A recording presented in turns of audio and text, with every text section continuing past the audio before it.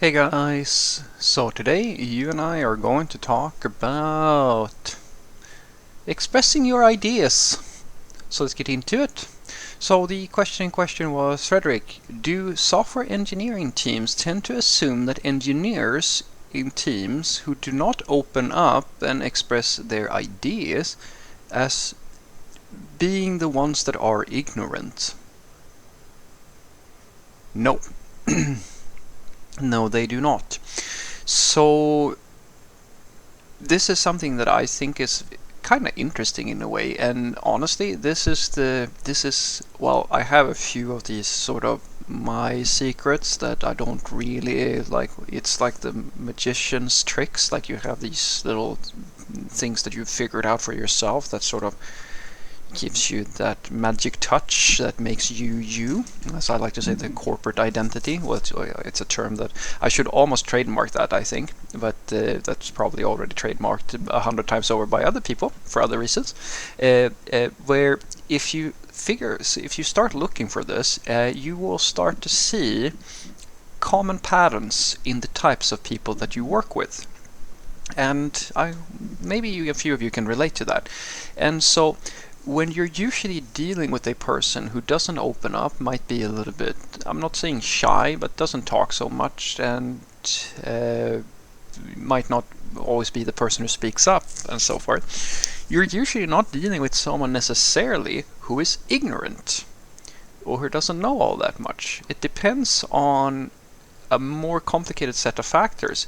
Usually you're just dealing with a person who is either, as I like to call them, an engine type of person, or you're dealing with someone who is scared shitless that they will be found out because they have imposter syndrome, or you're dealing with an individual who simply doesn't do a lot of, well, sharing. They're usually just the sort of person who prefers to not speak all that much. Doesn't have to be an engine, doesn't mean that they don't have ideas. I'll try to explain to you what these different things usually mean, but it's not that often that people find that these people are ignorant. It's the thing that dictates whether or not someone thinks you're ignorant has more to do with when you do speak, because sometimes very clever, horrible people will do, well, I don't want to call them horrible and clever, but some people will, if you haven't said anything all meeting long, they will say, hey, Frederick or Jane or John or whoever, right? What do you think? And now you have to speak. And the thing that matters now is, what do you say? That's the thing that's going to dictate if you're ignorant or people think you're ignorant or not. If you haven't been paying attention, that's not good. If you say something stupid, that's also not good.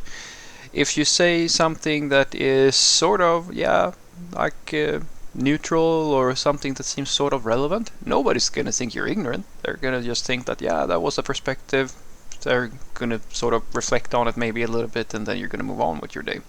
So the thing that I'm trying to express here is that there is no real correlation between that people think that you're ignorant just because you're not doing a lot of talking. The thing that matters to most software developers, or the thing that people use as sort of their measurement for how good you are or smart you are or so forth, there are absolutely those people who are a little bit more talkative or like more expressive and so forth, but it is usually the quality of the words of what you're saying and the quality of your ideas. And it doesn't really matter if you express those things in words or if you do it in pull requests and so forth.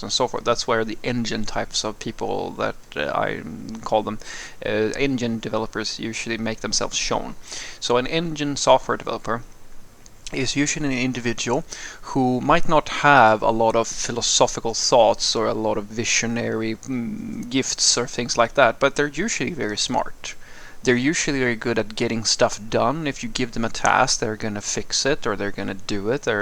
And they don't necessarily talk all that much, but they will give you constructive feedback in like the pull request. They will like add comments and they will fix things and come with input and so forth in their arena. It's sort of, think of it this way. It's sort of like some people do really, really well on stage and like in a really big group of people. They feel very comfortable in that environment and they're social butterflies in that situation. And some people prefer a smaller group, maybe 3 people or something like that. And in that group, they perform sort of the same way. But in a really, really large crowd, they're usually a little bit maybe more quiet or something like that, if that makes sense. It's just the context that sort of dictates how well they do. And for engines or people who don't talk all that much, it's a very similar sort of thing. They might be the most sociable person that you can imagine in a Slack channel or like on Facebook or like, you know, some context where they feel like they can sort of relax. They don't have to, because a lot of people who have issues expressing themselves in public have that issue more because they have distracting factors that affect their mental state, which is usually other people are around you, things are moving around, and your focus is sort of split between, oh shit, am I the right person at the right time and doing all the right things while being in this environment? That's very difficult to maintain if your brain sort of focuses one part on that and then at the same time trying to like think of something smart to say. It's very difficult for some people. The people who are not so aware of that they're in an environment with other people are usually the people who can focus solely on the smart part.